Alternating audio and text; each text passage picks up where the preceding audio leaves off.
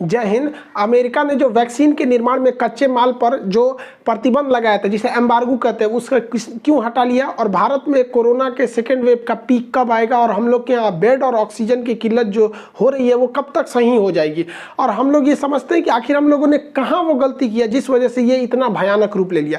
देखिए, अभी जो अमेरिका है उसने अपने आप पर प्रतिबंध लगाया था, एम्बार्गो लगा रखा था। एम्बार्गो एक टेक्निकल टर्म होता है जिसके तहत ये कहा जाता है कि कोई भी देश किसी शिप ट्रांसपोर्टेशन या किसी सामान को अपने देश की सीमा छोड़ने से प्रतिबंध लगा दे, उसे एम्बार्गो कहते हैं। तो ये डोनाल्ड ट्रंप भी लगा के गए थे कि वैक्सीन के जो चीज़ों के कच्चे माल होते हैं उसका एक्सपोर्ट ना हो, ताकि वो अमेरिका में इसकी कमी ना हो। लेकिन सीरम इंस्टीट्यूट ऑफ इंडिया ने ट्वीट किया, फिर भारत के विदेश मंत्री ने भी कहा था, तो इन लोगों को कोई फर्क नहीं पड़ रहा था, जो बाइडन और कमला हैरिस को। फिर बाद में हमारे अजीत डोभाल साहब ने बात किया, तो बात इन्होंने भी समझाया होगा, क्योंकि ये रक्षा विशेषज्ञ है। इन्होंने भी कहा कि भैया देखो, ईरान से हमारा भी कोई खास दुश्मनी नहीं है, फिर भी अमेरिका की वजह से ही हम लोग ने ईरान से उतना पेट्रोलियम नहीं लाते हैं। रीजन है कि ईरान से लाएंगे तो हम लोग को खुद ही फायदा होगा, फिर भी हम लोग अमेरिका के रिश्तों को देख के करते हैं।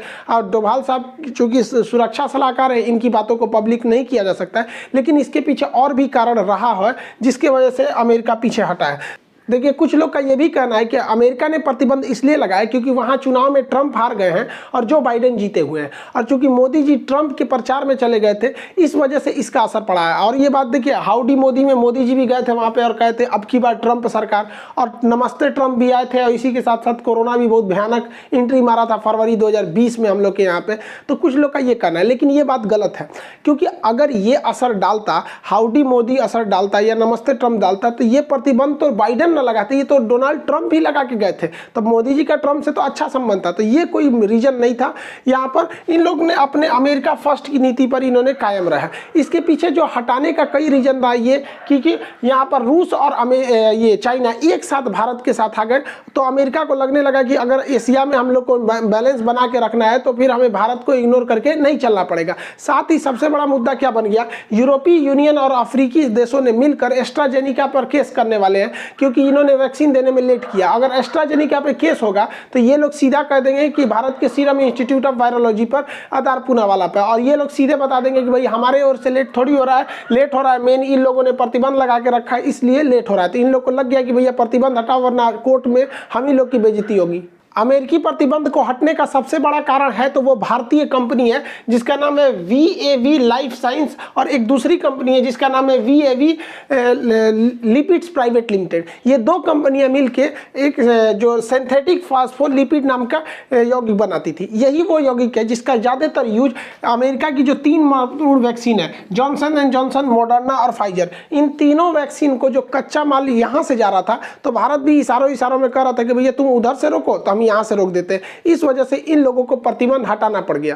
आपने वो कहावत सुना होगा कि खिसियानी बिल्ली खंभा नोचे। एक वक्त था जब वैक्सीन तथा दवाओं के निर्माण में जर्मनी का पूरी दुनिया में बोलबाला हुआ करता था। अभी जर्मनी की चांसलर, वहां प्रधानमंत्री को चांसलर बोला जाता है, वहां की चांसलर एंजेला मार्केल ने कहा यूरोपीय संघ की एक बैठक में कि यूरोपीय यूनियन दवा उत्पाद में उतना आगे नहीं बढ़ पाया जिस वजह से पूरी दुनिया में जो वर्ल्ड फार्मा कंपनी का जो एक वर्ल्ड फार्मा कंट्री का एक टैग मिल गया, वो भारत को मिल गया, क्योंकि पूरी दुनिया में अभी यही सबसे ज्यादा प्रोडक्शन कर रहा है। और अगर भारत में कहीं से भी प्रोडक्शन बंद होता है तो पूरी दुनिया को इसका प्रभाव झेलना पड़ेगा। इसलिए ये क्रिटिसाइज कर रही थी भारत को कि यूरोपीय यूनियन को आगे आना चाहिए भारत को फार्मास्यूटिकल कंपनी को कम्पिटिट करने के लिए। इनका कहना था कि इन लोग आगे नहीं बढ़ सके इसलिए भारत बढ़ गया। कोई बात नहीं, तुम ऐसे ही जलते रहो, हम ऐसे ही जलवे दिखाते रहेंगे। अब बात कर लेते हैं दोगले चाइना की। चाइना एक और कह रहा है कि भारत को मदद सामग्री दी जाएगी, और दूसरी ओर चाइना जो क्या किया है, उसने जो चाइना से भारत आने वाले जो एयरलाइन थी जिसका नाम था सिचियान एयरलाइंस, इस एयरलाइंस की उड़ानों को 15 दिन के लिए रद्द कर दिया गया, और कहा है कि 15 दिन बाद हम समीक्षा करेंगे कि खोलने लायक है कि नहीं, क्योंकि भारत में कोरोना बहुत पीक पर चल रहा है। अब यही वो एयरलाइंस थी जो वहां से जरूरी मेडिकल इक्विपमेंट ले आ रही थी, ऑक्सीजन के लिए जो ऑक्सीजन कंसंट्रेटर वगैरह के डिमांड भारत में बढ़ गए थे, तो उसको ले आ रही थी। अब प्रतिबंध लग गया, अब आ नहीं सकता है, और साथ ही साथ उसने अपने सामानों का रेट 40% बढ़ा दिया है। यही वाला है सब, ये सब पता नहीं किस मेंटेलिटी के हैं सब। खैर हमें एक एक का चेहरा याद रहेगा, इन एक एक का चेहरा याद रहेगा। ये चुनाव जीतने से पहले कहती थी कि हम आई एम इंडियन, चुनाव जीतने के बाद कहती है आप कौन है, हम इंडियन नहीं जानते। वाह रे भैया भाई, बड़ो खड़े सूझ जाने वाला आदमी यहाँ पे। एक एक का चेहरा याद रखा जाएगा इसको।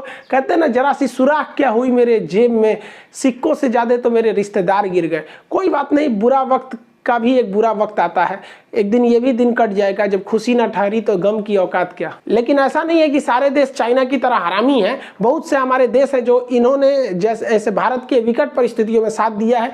यूएई जो है उन्होंने आश्वासन दिया है कि यूएई हमेशा भारत के साथ है। उन्हें बुर्ज खलीफा को एक संदेश के रूप में तिरंगे में एलईडी शो में दिखाया कि वो भारत के साथ है। सऊदी अरब ने 80 टन लिक्विड ऑक्सीजन को एयरलिफ्ट के थ्रू भारत में भेजा है। सिंगापुर भी अपने यहाँ से क्रायोनिक टैंकर इत्यादि की सप्लाई कर रहा है। फ्रांस की बात करेंगे तो फ्रांस ने तो भारत में ऑक्सीजन के जनरेटर ही भेज दिए हैं। मतलब वो ऑक्सीजन ने, देखिए मान के चलिए ऑक्सीजन आएगा तो खत्म ही हो जाएगा ना, फिर से भरना पड़ेगा। तो फ्रांस ने भारत में बड़े पैमाने पर ऑक्सीजन जनरेटर की सप्लाई कर रहा है ताकि भारत में ऑक्सीजन की कमी ना हो। इतने देश ही नहीं, मतलब आगे बहुत सा देश जैसे ब्रिटेन के बोरिस जॉनसन हो गए, इन्होंने भी खुलेआम भारत की समर्थन की बात किया है। साथ ही हमारा पुराना मित्र इजराइल ने भी कहा, क्योंकि इजराइल तो अभी कोरोना मुक्त हो गया है। यूरोपीय यूनियन का भी कहना है कि वो भारत के साथ है। और इस बीच आप चीन को देखिए, पाकिस्तान जिससे मतलब उम्मीद नहीं की जा रही थी, पाकिस्तान के अब्दुल सत्तार ईदी फाउंडेशन है, इन्होंने बहुत बेहतरीन काम किया। पाकिस्तान में ये बहुत अच्छा काम करते हैं। इनका स्लोगन ये no religion is higher than humanity, मानवता से बड़ा कोई धर्म नहीं होता है।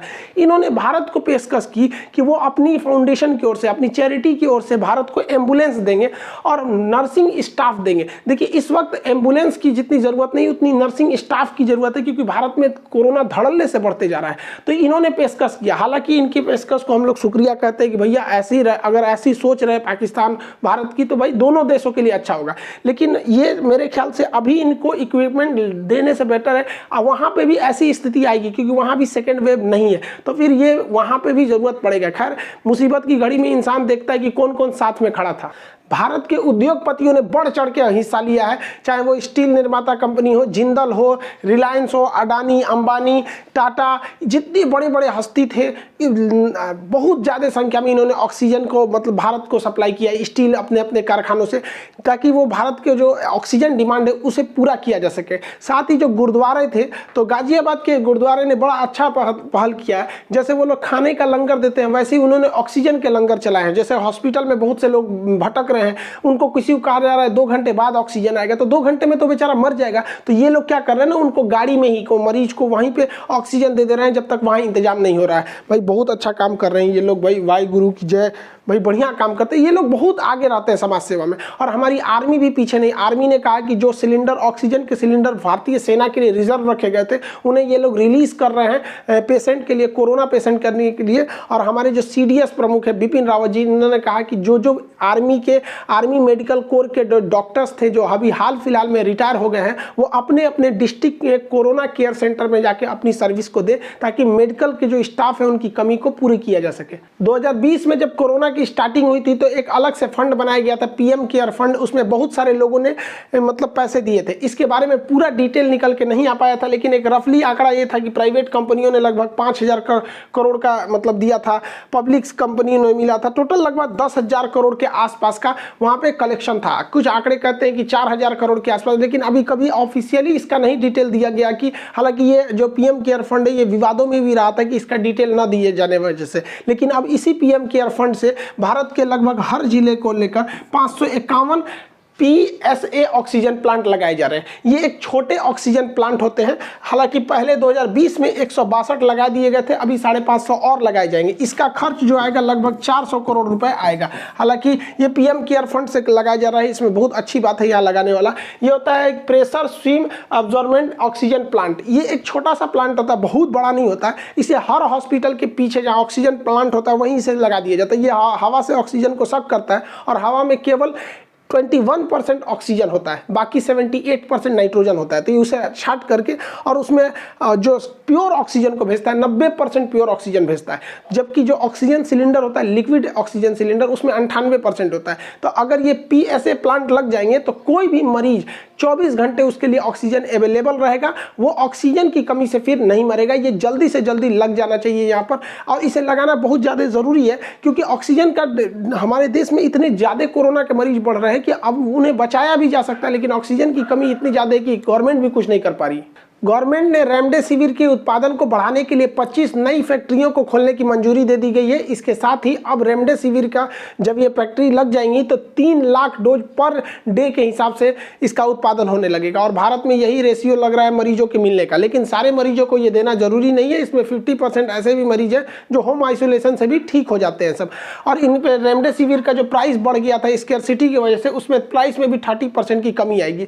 जबकि आपको जान के ताज्जुब होगा कि भारत में रेमडेसिविर इतना ज्यादा हो गया था दिसंबर के महीने में कि इनकी फैक्ट्रीज के पास स्टॉक हो गया था, इन्होंने उस बोतलों को बर्बाद किया, उसको डिस्ट्रॉय करके फेंका, और दिसंबर के बाद जनवरी फरवरी में इनका नील प्रोडक्शन रहा था। जबकि इसमें गवर्नमेंट को सोचना चाहिए कि आगे का सेकेंड वेव आएगा कि नहीं आएगा, स्टॉक में ऑक्सीजन रखा जाए कि नहीं रखा जाए, दवाइयों को स्टॉक में रखा जाए कि नहीं रखा जाए। एक आम इंसान क्या कर सकता है? खूब से खूब सोशल डिस्टेंसिंग करेगा, मास्क लगाएगा, इससे ज्यादा एक आम इंसान क्या कर सकता है? वो बैठ के ये डिसाइड करेगा कि सेकेंड वेव आ रहा है कि थर्ड वेव आ रहा है, ये गवर्नमेंट का काम है ना। लेकिन गवर्नमेंट सोई रह गई थी, वहां पे कुछ नहीं किया था वहां पे सेकेंड वेव के समय में। और आपको जान के ताज्जुब होगा कि अभी तक भारत में जीनोम सीक्वेंसिंग नहीं हो पाई है। जो सेकेंड वेव आया है, जो ब्राजील का वो जो सीक्वेंस है, जो ये ब्रिटेन का म्यूटेंट है, या साउथ अफ्रीका वाला है, चाइना ने एक काम तो सबसे तेजी से किया कि उसके यहाँ जैसे वायरस आया 1 महीने के अंदर अंदर उसका जेनेटिक कोड उसने पूरी दुनिया को बता दिया, जिस वजह से इतनी जल्दी वैक्सीन आ पाई है। और भारत में अभी तक जो जितने स्ट्रेन है उसका कोई भारत के पास जेनेटिक सीक्वेंस नहीं है। इस वजह से आपको केवल ये बताया जाता है कि आप कोरोना पॉजिटिव है, लेकिन ये नहीं बताया जाता है कि आप कौन से वेरिएंट से पॉजिटिव है। साउथ अफ्रीका वाले हैं, या फिर ब्रिटेन वाले हैं, या फिर वो पुराना चाइना वाले हैं। पुराना चाइना वाले रहेंगे तो कोई दिक्कत नहीं है, ब्रिटेन और साउथ अफ्रीका ब्राजील वाले ये बहुत खतरनाक है सब, इसी में लोगों की जान चली जा रही है। तो अभी तक ये नहीं किया गया, क्योंकि जनवरी फरवरी के बाद अजीब सी एक माहौल हो गया। हम लोगों को लगा कि जैसे हम लोग कोरोना जीत जाएंगे। हमारे प्रधानमंत्री बिना किसी से सलाह लिए ये कहते हैं कि हम लोगों ने कोरोना को हरा दिया है, अब हम वैक्सीन डिप्लोमेसी करते हैं, पूरी दुनिया को वैक्सीन बांटते हैं। ये वो इजराइल के पास भी वैक्सीन था, उसने किसी को नहीं बांटना। तो हम लोगों ने एक प्रॉपर स्टडी नहीं किया। जो वक्त था हमें अपने ऑक्सीजनों के डिमांड को देखने का, उसकी कैपेसिटी, उसके प्लांट्स को देखने का, दवाइयों को देखने का, उस समय हमारे यहाँ मंत्रिमंडल में भाषण लिखा जा रहा था कि कैसा भाषण अच्छा रहेगा बंगाल के चुनाव में, चाहे वो आसाम के चुनाव में। किसी भी पार्टी को देखिए, चाहे ममता बनर्जी हो, आसाम हो, या फिर कहीं पे भी हो, जिस धड़ल्ले से प्रचार किया गया था उसका खामियाजा अब बंगाल के लोगों को भुगतने लगेगा। बंगाल के लोग आप ध्यान से सुनिएगा, 5 मई का इंतजार कीजिए। 5 मई से आपके यहाँ पर डे 50,000 केस मिलेगा। ये चुनावी रैलियों में जो आप लोग पूरा जमा के भीड़ लगा दिए थे, जो नेताओं को दिल खुश कर देता था वो भीड़, अब वो आपको सताएगा भीड़। जब आपके यहाँ 50,000 से ज्यादा केस केवल 5 मई तक वेट कीजिए, वहां सबको मिलने वाला है। यहाँ पर ये देखिए, ये चुनाव आयोग को देखिए, ईवीएम की तैयारी वैसे कर रहा था जैसे लग रहा था वैक्सीन की तैयारी किए जा रहे हैं। हद है इन लोग को। खैर क्या करिएगा, यहाँ हमारे चुनाव आयोग भी थे, सुनील अरोड़ा जी, अब ये रिटायर हो गए। अब इनको बहुत जल्दी कहीं का राज्यपाल या शायद गोवा का राज्यपाल बना दिया जाए, या राज्यसभा का सदस्य बनाया जाए, क्योंकि ये लोग तो जिंदगी भर ऐसे तो कमेबे किए हैं लोग। अब रिटायरमेंट होने के बाद भी इन लोग को चाहिए, इन लोगों को शर्म आना चाहिए कि मद्रास हाईकोर्ट जो है उसने कहा कि भाई इलेक्शन कमीशन पर क्या करना चाहिए, मुकदमा करना चाहिए, डेथ का, हत्या का आरोप का मुकदमा करना चाहिए, क्योंकि इनकी रैलियों से इतनी भयानक कोरोना निकला है जिसका कोई हद नहीं। कोरोना में ना राजनीति भी बहुत तेजी से होती रही है। कांग्रेस कह रही है कि जो हम लोगों ने 70 साल में नहीं लिया उतना तो मोदी जी ने 7 साल में किया। तो भाई कांग्रेस वालों, पहली बात तो तुम लोगों ने 70 साल शासन नहीं किया, केवल 54 साल शासन किया आप लोग। पता नहीं कौन सा 70 साल गिनवाता है सब बैल सब। और जो कांग्रेस शासित राज्य है ना, वो राजस्थान देख लो, वहां पे वहां भी हालत ऐसे ही है। किसी भी राज्य को देखो, महाराष्ट्र में उद्धव ठाकरे की सरकार, वहां भी हालत वैसे ही है। चाहे बिहार का देख लीजिए, बिहार में बहार है, नीतीश कुमार है, क्या बिहार में कोरोना नहीं है? हर जगह पर कोरोना है। लेकिन आप सरकार को नहीं बोल सकते। इसके लिए एक नया फॉर्मूला आया है कि अगर काम अच्छा होता है तो सरकार करती है, और काम गड़बड़ होता है तो इसके लिए सिस्टम जिम्मेदार है। ये जो नया खोज हुआ है ना, ये अशोक के 14वें शिलालेख से हुआ है। क्योंकि अशोक ने भी अपने 14वें शिलालेख में लिखा था कि मैंने समाज की भलाई के लिए बहुत अच्छे काम किए हैं, फिर भी कुछ काम छूट गए हैं तो उसके लिए अशोक जिम्मेदार नहीं है। इस शिलालेख पर लिखने वाला व्यक्ति जिम्मेदार है। तो अब देश की हालत के लिए कोई नेता, कोई भी प्रधानमंत्री या मुख्यमंत्री जिम्मेदार नहीं है। इस स्थिति के लिए सिस्टम जिम्मेदार है। याद रखिएगा, कौन जिम्मेदार है? सिस्टम। कोरोना महामारी में ही बंगाल का चुनाव हो गया, पिछले साल बिहार का चुनाव हो गया, मध्य प्रदेश में मध्यवर्ती चुनाव हो गया। ये चुनाव कितना खराब चीज है आप ऐसे समझिए कि जब सरकार की किरकिरी हो रही है तो इस बीच ट्वीट डिलीट किया जा रहा है। बताओ, कोरोना की वैक्सीनेशन जरूरी नहीं है, इलाज जरूरी नहीं है, ऑक्सीजन जरूरी नहीं, ट्वीट डिलीट कराना है, मतलब अभी भी छवि बची हुई है। योगी आदित्यनाथ जी पिछले साल 2020 में इतने एक्टिव थे कोरोना को लेकर कि नोएडा के डीएम को बीच मीटिंग में डांट दिए थे, फिर इलाहाबाद से ट्रांसफर करके विकास अलवई को लेके गए थे वहां पर। लेकिन इस बार क्या हुआ? इस बार ढील क्यों हुआ पता है आपको? इलाहाबाद हाईकोर्ट बोलते रह गया कि प्रयागराज में, बनारस में लॉकडाउन की जरूरत है, लेकिन नहीं लगाया गया यहाँ पे, क्योंकि यहाँ पर अभी पंचायत चुनाव हो रहा है।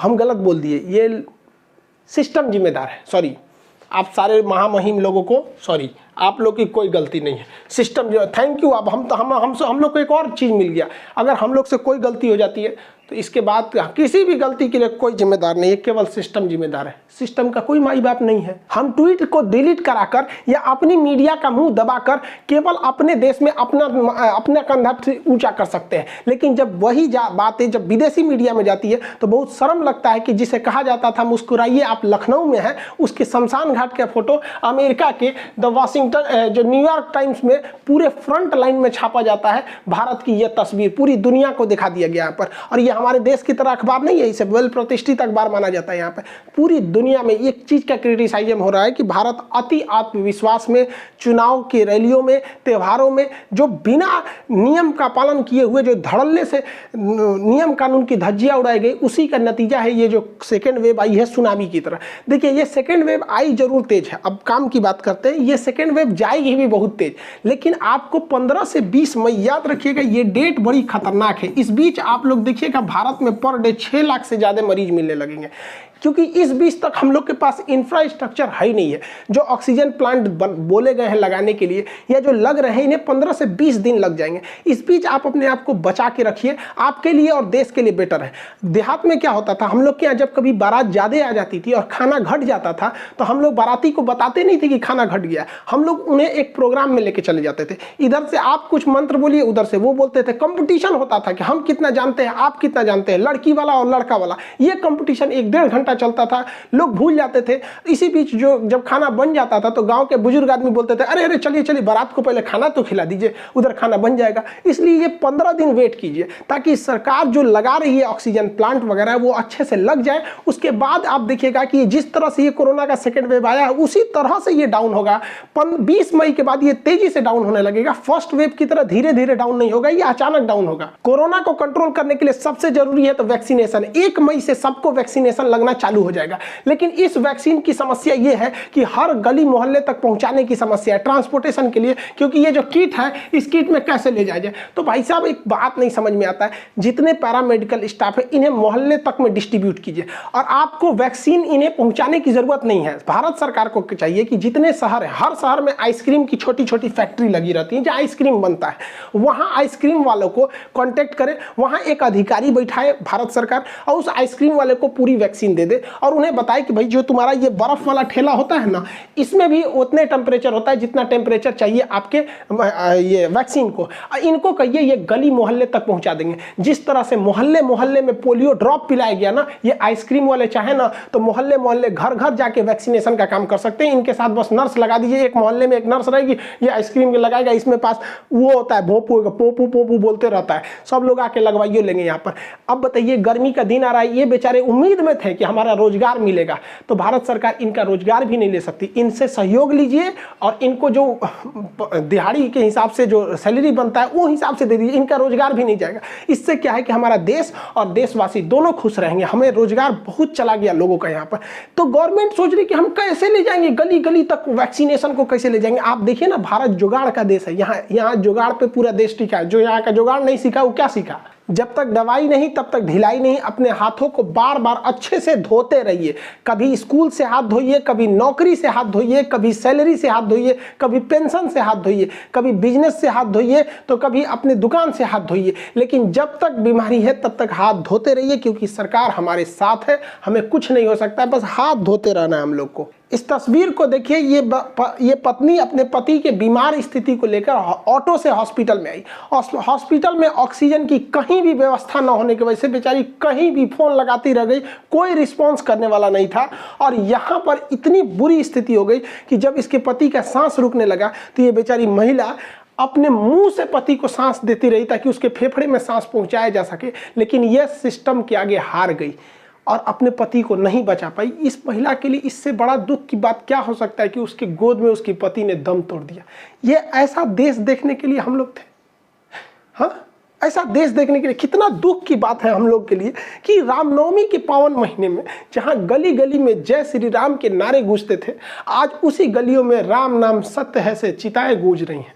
रमजान के मुकद्दस महीने में जब लोग खरीदारी करने ईद की खुशियों से निकलते थे, आज वही लोग ईद के कपड़े नहीं बल्कि कफन खरीदने के लिए निकल रहे हैं। हम सब बहुत लड़ा करते थे हिंदू मुस्लिम के लिए, आज न हिंदू खतरे में है न मुसलमान खतरे में, ये दोनों खतरे के बाहर आ गए हैं। लेकिन अफसोस की बात है ये दोनों सांस नहीं ले पा रहे हैं। गुजर रही है जिंदगी एक ऐसे मुकाम से, अपने ही दूर हो रहे हैं जरा सी जुकाम से। सारी कायनात में एक कातिल बीमारी की हवा हो गई, वक्त ने ऐसा सितम ढाया कि दूरियां ही अब दवा हो गई। आप सभी से हाथ जोड़कर निवेदन है कि केवल 15 से 20 मई तक अपने आप को बचा के रखिए। उसके बाद ये सेकेंड वेव धीरे धीरे डिक्लाइन होगा और फिर से भारत वैसे ही मुस्कुराएगा। लेकिन थोड़ा सा होता क्या है कि बुरा वक्त बड़ा देर से कटता है, लेकिन क्या कीजिएगा, रात कितनी भी बड़ी हो, सुबेरे होने से नहीं रोक सकती है। मिलेंगे नेक्स्ट क्लास में। जय हिंद।